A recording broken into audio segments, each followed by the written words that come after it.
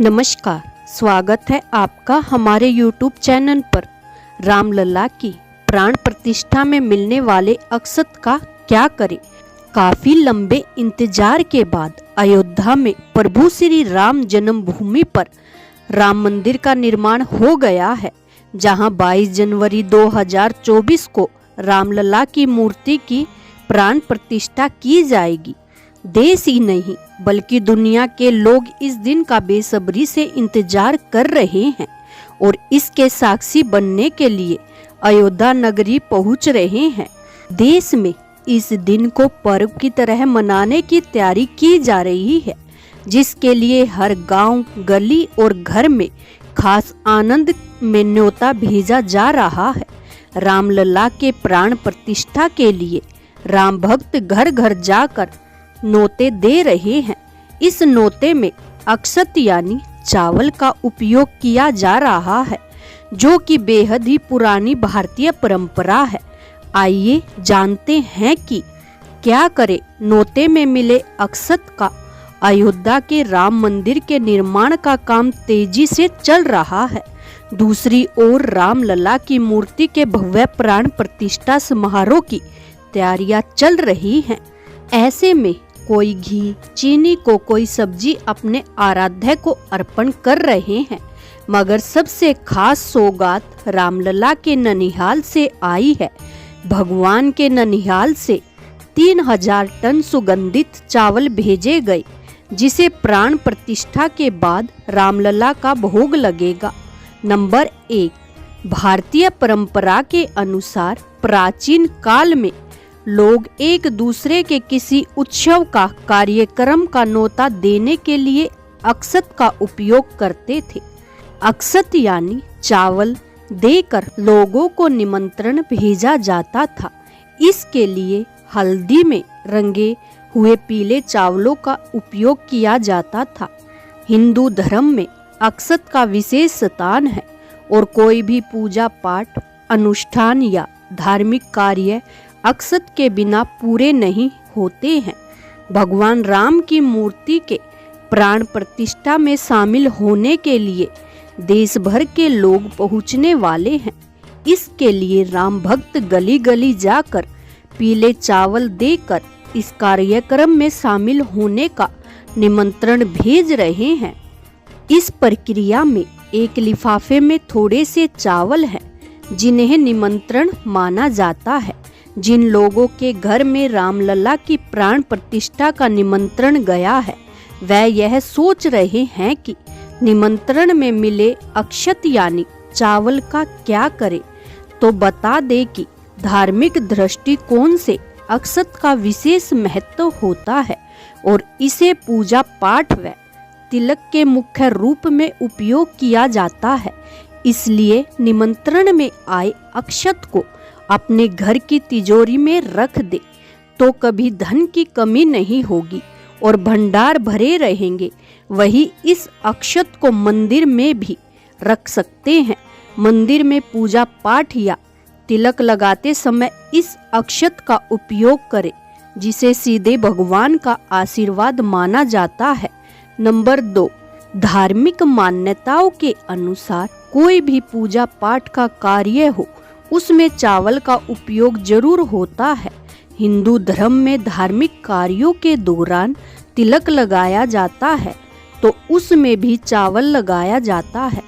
कहा जाता है कि पीले चावल का उपयोग करने से देवी देवता जल्द प्रसन्न हो जाते हैं। इसलिए रामलला की प्राण प्रतिष्ठा के शुभ मौके पर आमंत्रण पत्र के साथ पीले चावल को भी दिया जा रहा है। मान्यता है कि पीले चावल किसी भी शुभ कार्य में सफलता जरूर देते हैं।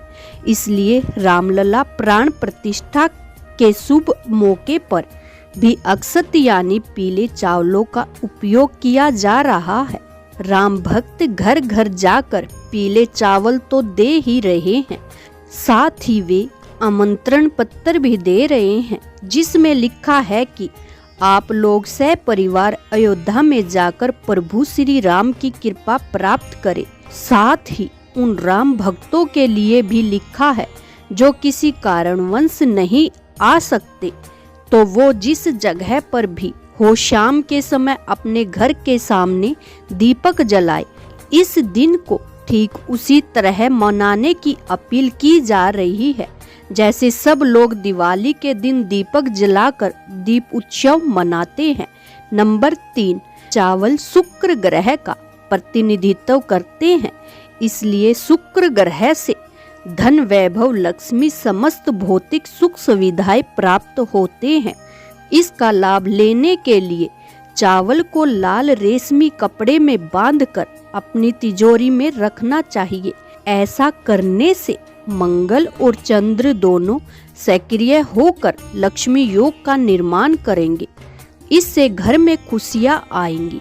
राम मंदिर में मिले चावलों का बहुत महत्व होता है, इसलिए रामलला के प्राण प्रतिष्ठा के दिन इन चावलों से खीर बनाई जा सकती है।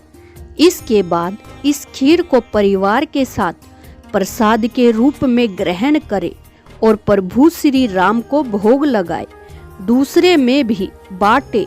ऐसा करने से घर में समृद्धि बनी रहेगी। रामलला की प्राण प्रतिष्ठा के लिए नौते में मिले चावलों का विशेष महत्व है। ये शुभता के भी निशानी माने जाते हैं, इसलिए जब भी आप शुभ कार्य के लिए घर से निकल रहे हैं तो इन चावलों को तिलक के रूप में मस्तक पर लगा सकते हैं। ऐसा करने से कोई भी कार्य आसानी से बन जाता है। यदि आपको रामलला की प्राण प्रतिष्ठा के लिए निमंत्रण में अक्षत मिले हैं तो सोचते हैं कि इसका क्या करें, तो बता दे कि जिन लोगों की हाल ही में शादी होगी तो उनकी दुल्हन अपनी पहली रसोई में इन चावलों का प्रयोग कर सकती है। ऐसा करने से घर में खुशहाली आती है और घर में मेल मिलाप बना रहता है। धार्मिक दृष्टिकोण से अक्षत का विशेष महत्व होता है, इसलिए इन चावलों को पूजा पाठ में उपयोग किया जा सकता है। इसके अलावा जिन लड़कियों की हाल ही में शादी होनी है, उनके पिता उन्हें सौभाग्य के रूप में राम मंदिर से आए चावलों से कन्यादान कर सकते हैं। ऐसा करने से जिस घर में बेटी जाएगी वहां बरकत होने लगेगी। नंबर 4, इस अभियान में विश्व हिंदू परिषद ने हर ग्राम बस्ती तक पहुंचाकर प्रत्येक हिंदू को पीले चावल देकर अयोध्या में श्री राम लला के नूतन मंदिर में प्राण प्रतिष्ठा के पावन मौके पर अयोध्या पहुंचने का आमंत्रण देने का बीड़ा उठाया है।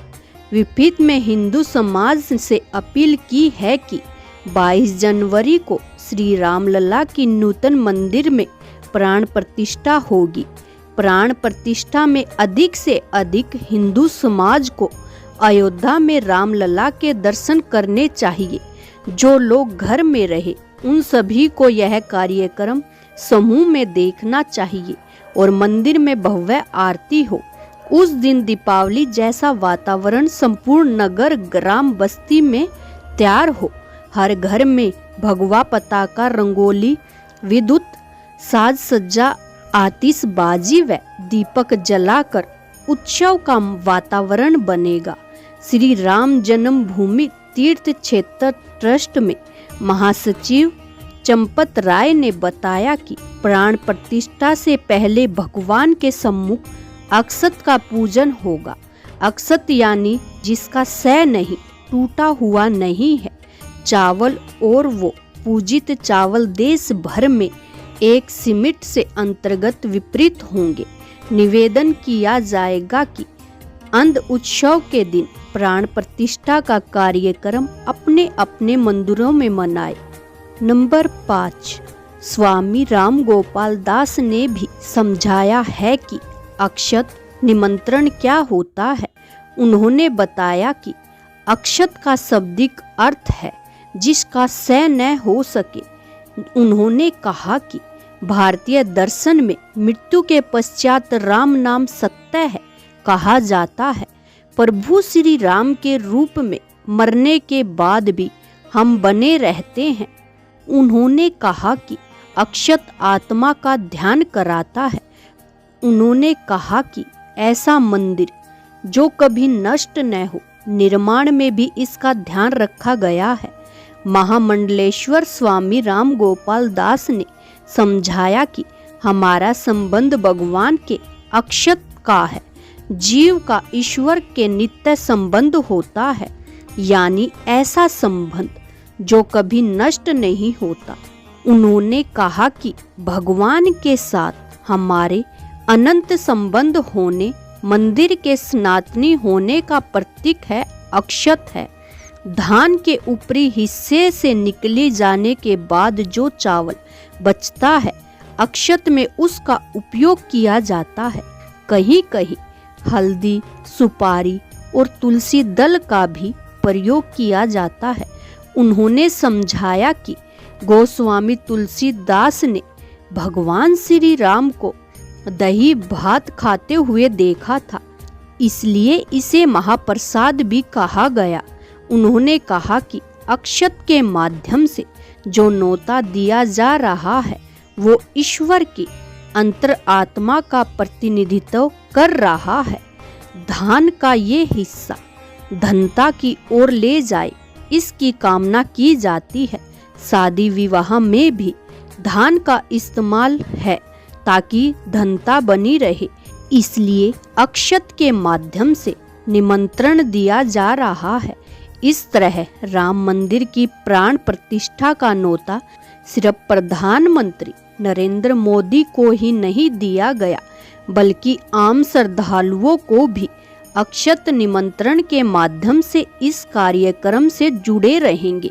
अपने आसपास के देवस्थानों में पूजा पाठ एवं आरती में हिस्सा लेंगे।